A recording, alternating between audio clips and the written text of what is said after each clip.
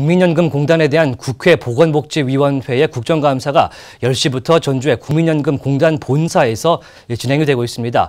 최순실 국정농단 사태에 이 국민연금이 연루되어 있던 만큼 이번 국감에서 관련 문제가 집중 제기될 걸로 보입니다. 현장 취재기자 연결해 들어봅니다. 정윤영 기자. 네, 국민연금공단에 나와 있습니다. 현재 국감 진행 상황 전해주시죠.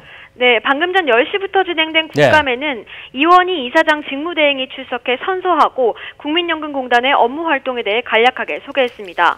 더불어민주당 소속 양승조 보건복지위원장은 이사장 없이 직무대행 체제로 국감을 진행하게 돼 아쉬운 측면이 있다고 밝히기도 했습니다.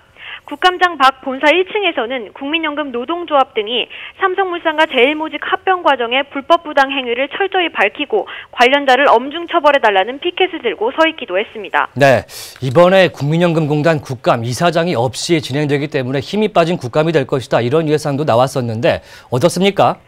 네, 현재 국민연금공단 이사장 자리는 공석입니다.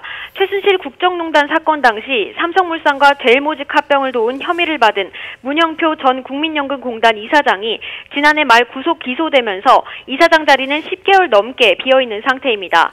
현재는 이원희 기획이사가 직무대행을 맡고 있습니다. 이사장이 공석인 만큼 이번 국감이 반쪽짜리 국감이 될 것이란 우려가 나오고 있습니다. 당초 새로운 이사장이 선임돼 새 이사장이 참석한 국감이 진행될 수도 있다는 기대감이 있었지만 선임 속도가 예상보다 느려져 결국 이사장 없는 국감을 진행하게 됐습니다. 네, 그렇군요. 이번 국감에서 핵심적으로 다뤄질 내용들 어떤 것이 있을까요? 네, 국민연금공단이 삼성물산 제일모직 합병을 내부 투자위원회에서 독자적으로 결정해 논란이 됐기 때문에 이런 문제를 방지하기 위해 제시된 스튜어드십 코드에 대한 논의가 있을 것으로 보입니다. 스튜어드십 코드란 기관 투자자가 수탁자로서의 책임을 다하도록 행동 원칙을 규정한 자율규범을 말합니다.